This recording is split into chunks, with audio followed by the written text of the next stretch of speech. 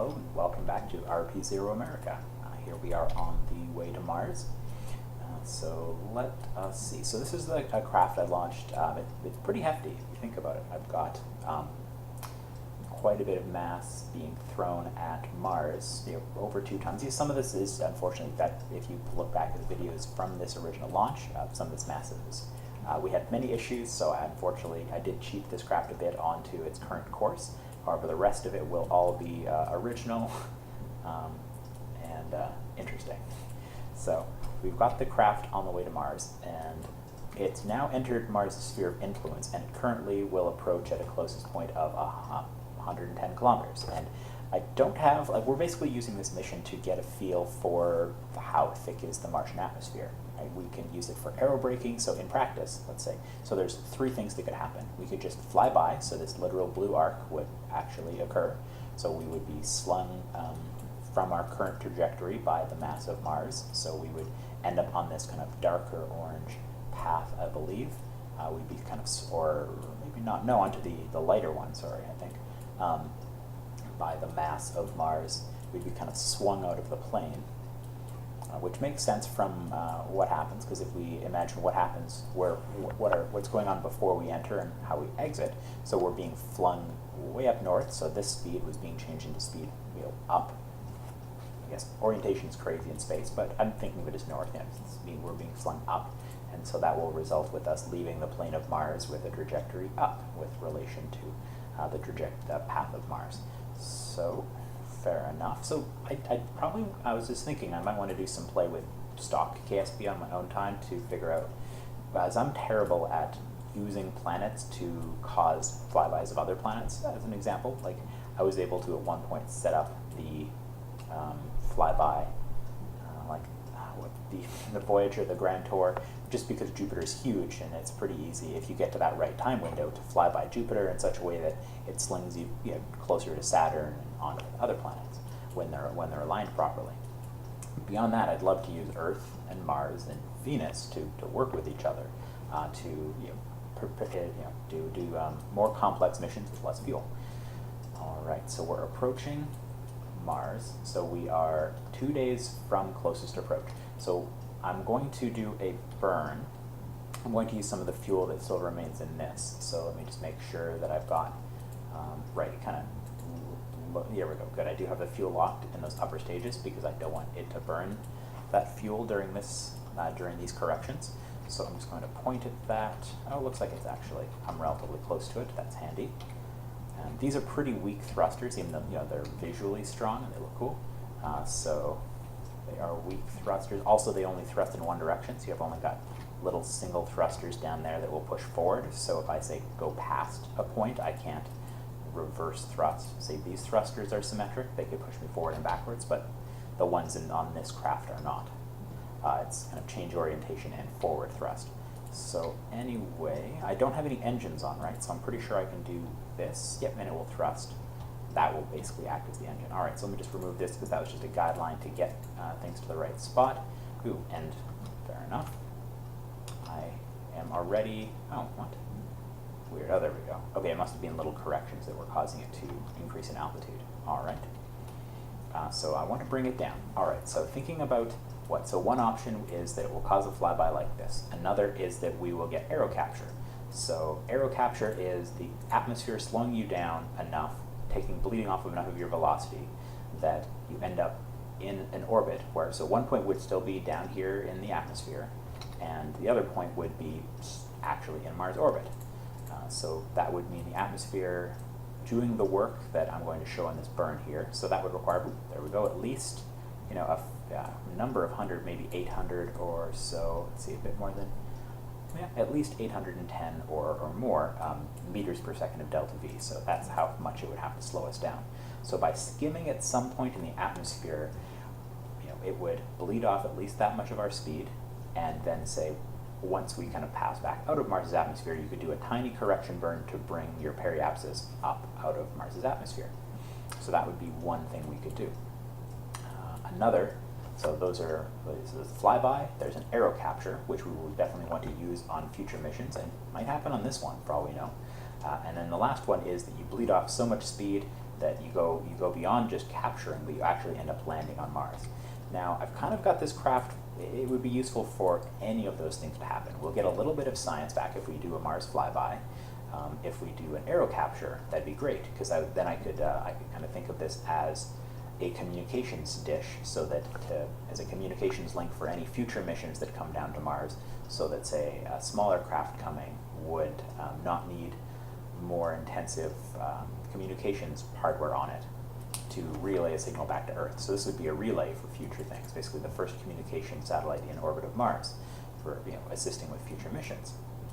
And then for landing, lastly, I've actually applied a heat shield, so we'd come in fast enough, and I've thrown a couple of parachutes on here, one on this side and one over here. And yeah, I've got plenty of science equipment on here.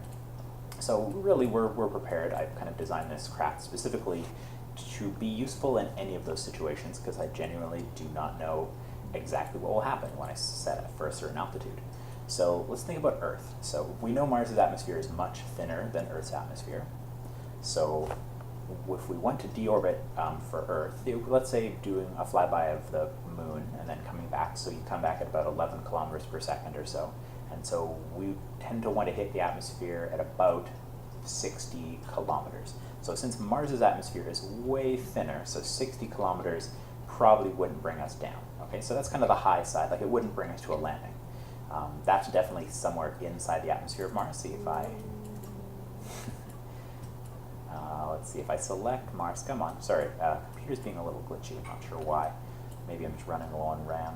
Okay, if I select Mars, there we go, I got a new option in here, so which is handy. I can see sphere of influence, atmosphere present, yes, atmospheric height. So any periapsis below 125 kilometers is going to end up hitting the atmosphere at some point, which is very good to know. So this is definitely going to be in the atmosphere, but we don't know exactly how much. I think there are mods, there used to be mods, I'd have to check again to see if they exist still. So for real solar system planets, to give you a prediction of how much delta V you lose due to aerobraking with a planet or with a body. Also, it would have to be compatible not with just with RSS, but also with FAR, because we have FAR installed. And I don't think there was one recently that has that property where it's both compatible with RSS and FAR, but I'd have to check again. Perhaps there are configs for that, or that exists. Now, we're still pretty far away from Mars, so I can't necessarily see it. Anyway, so that's kind of the setup for what's going on. So I'd like to land if we could. Of course, I'd like it to be a soft and successful landing, which is extremely unlikely because this is an unengineered craft. Really, it's just kind of a test craft. In a previous video, I described kind of how NASA actually went about measuring and calculating the thickness of Mars' atmosphere, where that's pretty much what this mission is, to get a feel. So 60 kilometers is the high point for that. And it's hard, and what's it called, the scale height? So that's scale height, I believe, is a factor relating to figuring out how thick the atmosphere changes, like how the thickness of the atmosphere changes with altitude. Because sure, even if you know, okay, well, it's a certain thickness at this altitude, let's say the 125 kilometers, you don't necessarily know how quickly it shifts between the ground level thickness and the high atmosphere thickness. Okay. Just a moment here. There we go. Sorry, just had to pull up my recording window again. Okay, so I figure 50 kilometers should be good. I hope it will hopefully bring up a low enough thickness, the low enough altitude that the thickness of the atmosphere will slow me down to potentially land, or at the very least, hopefully get an aero brake. So let's find out. All right, so another thing, so I use TACLIS for life support.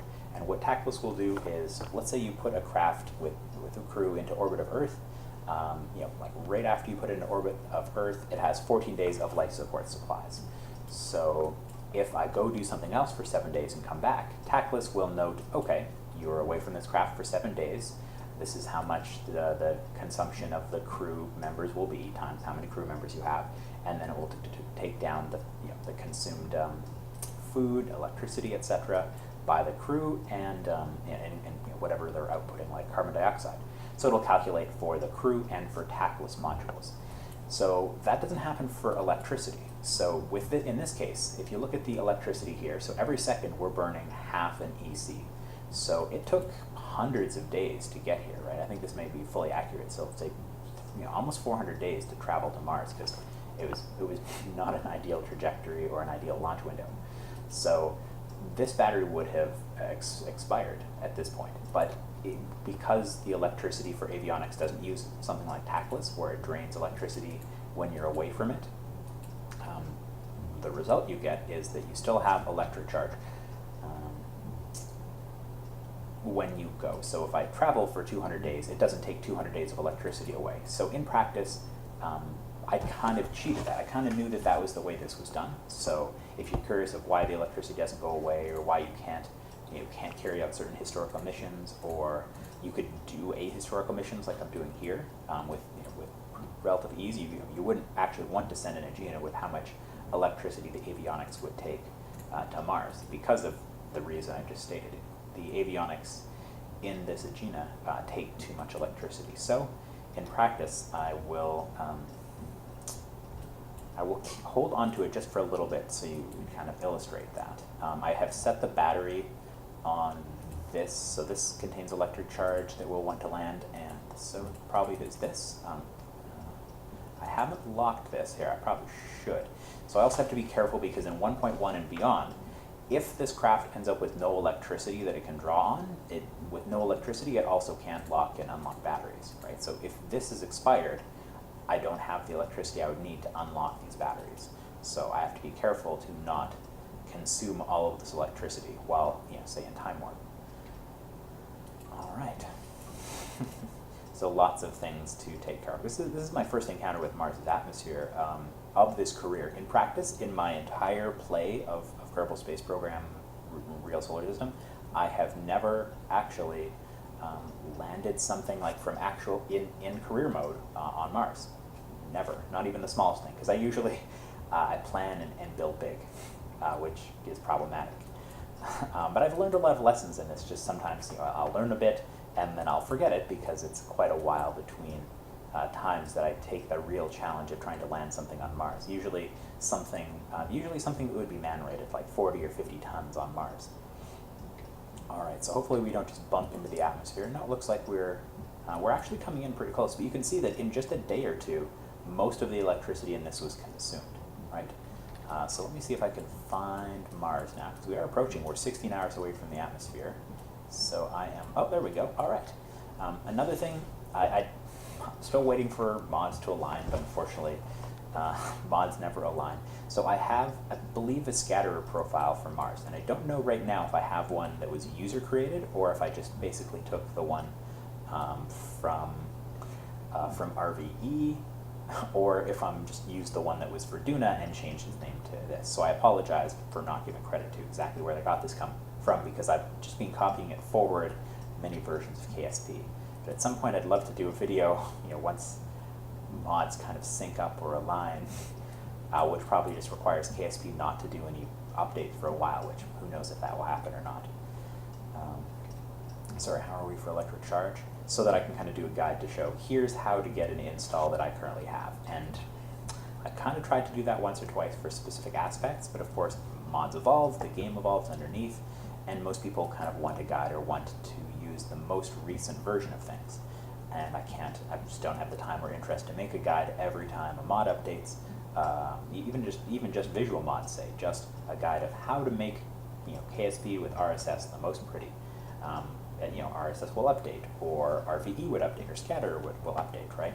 So a guide you really can't make an evergreen guide where it's kind of useful going forward, unless people would be willing to just be with KSP 1.1.3 and mods compatible with that for a long time.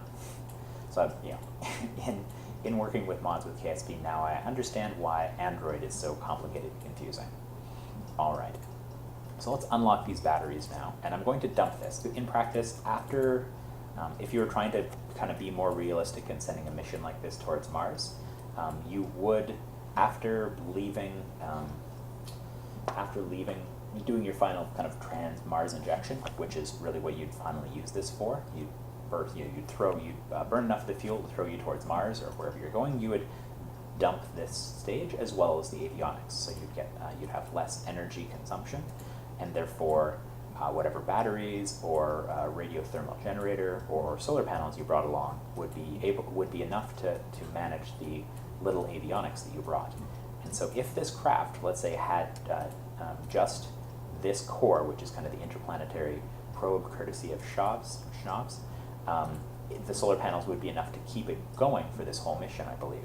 But I've actually brought along this Able avionics package because this craft is tiny, the avionics for it were very expensive, and so I just brought along this kind of cheap dummy one so that I could actually add a heat shield and kind of make this probe a bit more bulky, so even if, let's say, I have this nicely designed little craft, I wanted to extend its abilities. With my current technology level, I kind of had to cheat with electricity and such. So just to let you know, and I'd like to do less of that in the future, less cheating like that. So I will at some point actually wait until technology unlocks to do what's appropriate for that technology. So let's see, I've left it, I've finally given up that. So now I only have the fuel in here. So let me just try to do a light thrust away. Yep, good, that's just giving me a light bump away from the transfer stage. Goodbye, and we're approaching Mars. All right, and we're approaching Mars's atmosphere.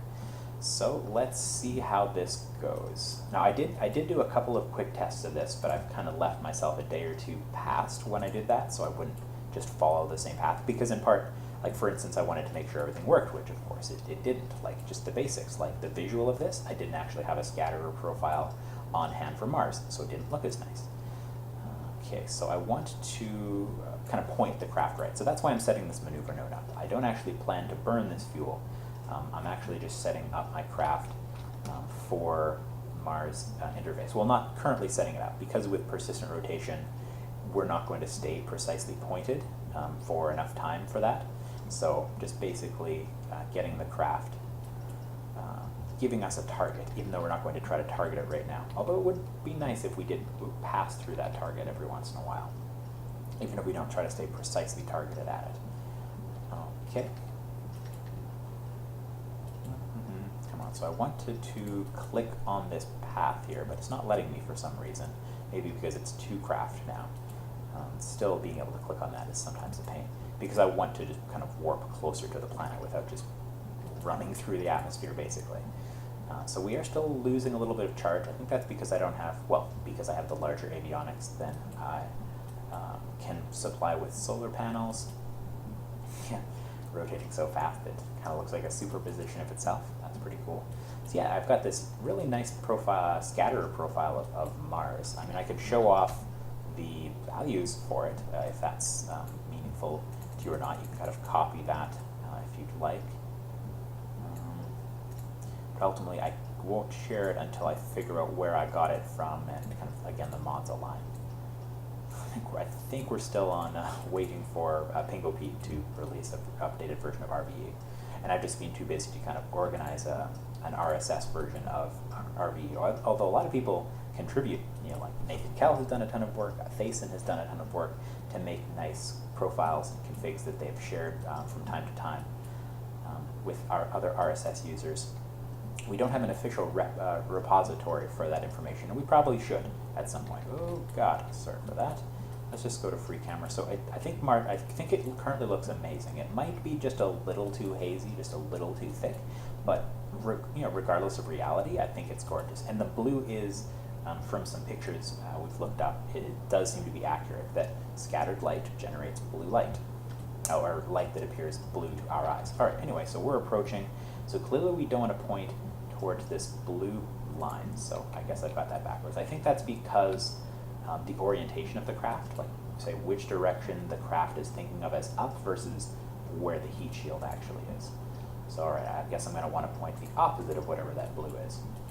So we're coming in pretty thick, and I'm going to do a quick save here, because if something fails, I don't, kind of want to be honest with what I've targeted here, and I would just kind of revert to here. So if I get some kind of save or technology fail or something, I can revert to that quick save. All right, so pointed at heat shield towards the atmosphere of Mars. I believe that appears to be forward, according to what these tools say. It didn't quite look like, oh no, that is the way we're heading. All right, cool. So we're going to approach the atmosphere. Now, I don't remember if I was stating kind of my estimate or prediction, but like basically where the sun is, and I kind of estimated here's where Mars is when we approach it, and so I was trying to target this so we would come in on a sunlit part of Mars. So I mean, either I have a 50-50 chance of getting it right or not, or maybe I did actually help myself by kind of targeting a spot that I was predicting will be lit. In practice, there is no mod or tool for that. But if I'll kind of try to do that again in the future, where I talk through the thought process of targeting an approach to a planet such that you definitely know you're going to be coming in over a sunlit side.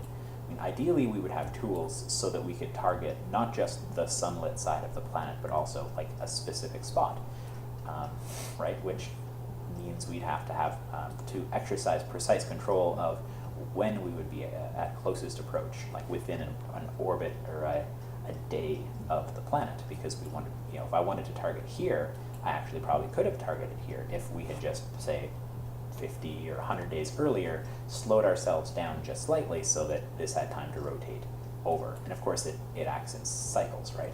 If I came in precisely one Mars day later than I did now, the Terminator would be in a slightly different spot, and everything else here would be in exactly the same spots.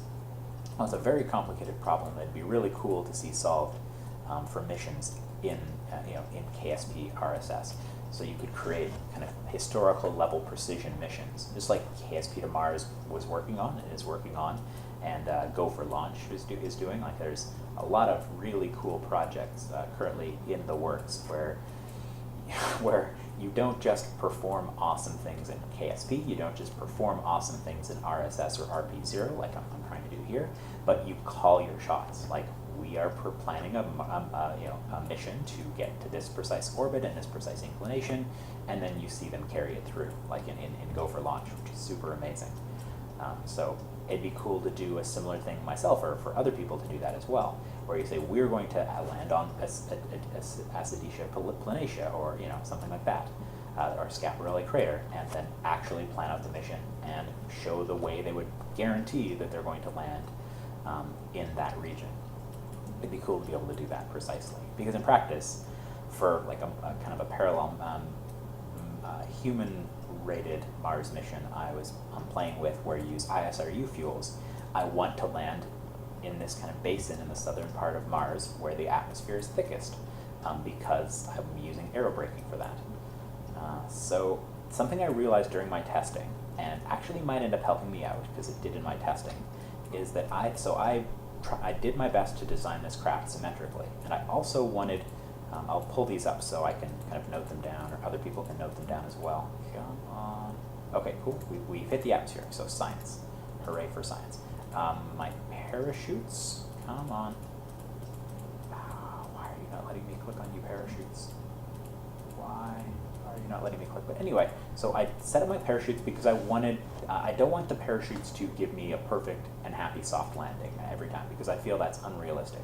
So I've set up a parachute, there we go, where the diameter would be realistic. And this one didn't actually take. It didn't actually take to both of them. And I don't know if that's just was an update of my KSP or me failing to build in the VAB, because I certainly know I am not perfect. But see, this one is way lighter. This is the one I actually wanted. I wanted two of these. So I wanted them to be relatively light compared to my craft. I wanted them to have somewhat realistic, like be 30 meters, or I need to do some research, perhaps even smaller. If anybody is a Mars expert or a Mars buff, please let me know what the deployed diameter, the actual sizes of the parachutes used in real missions were. But long story short, these don't match like I wanted them to. So which means I actually can generate some lift. So if I tell it not to target a certain position, it's actually going to be a bit asymmetric in how it comes in, because one parachute is everything else is symmetric on this, but one parachute is heavier than the other parachute. I'm not sure what the best view is. Let me know what things is it cooler to look forward where we're heading to, or to kind of see the craft from a different angle. Anyway, as you can see, because one part of the craft is heavier than the other part. Oh, and by the way, the fact that this is stable and heat shield is forward, purely coincidence. I am not good enough with FAR to have actually planned that. Although again, any feedback from people who've had good luck with that is appreciated. I usually just kind of guess and test, try to keep the center of mass low, kind of towards the direction that's going to be facing the force of the atmosphere. We're already getting really heavy g-forces. I kind of wish we should be seeing kind of not explosions, or we should be seeing a fiery effect at this point. But I think Nathan Kell dialed that down very substantially, which as a result you don't really see it very much, which is fair. But I'd like to see it dialed a little higher in certain situations. All right. So what I'm doing here is I'm basically pointing it such that we're generating lift. And now I probably don't want to be generating lift. So notice now we're heading back up. So we've slowed down. Notice how these numbers are now rounded. Oh, come on. Oh, of course, it's where my mouse was, so it wasn't. See, notice how the RSS blinks. Okay, so we've got science. So right now, I've set it so that we are being pulled back down, and hopefully, I hope I didn't screw up so bad because